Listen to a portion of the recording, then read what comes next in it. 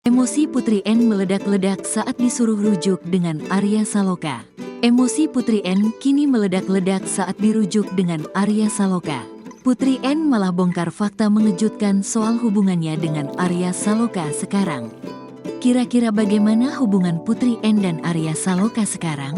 Melansir dari tribunlampung.co.id, menurut Putri N, dia tidak akan berdamai dengan Arya Saloka karena keduanya telah saling menghalangi akun media sosial.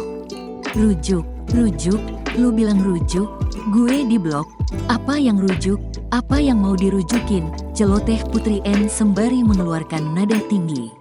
Netizen menduga pria yang telah memblokirnya adalah Arya Saloka. Terlebih lagi, hubungan rumah tangga Putri N dan Arya dilaporkan mengalami keretakan.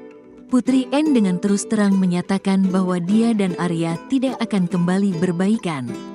Menurut ibu satu anak ini, mereka sudah tidak lagi berhubungan, bahkan dalam urusan media sosial.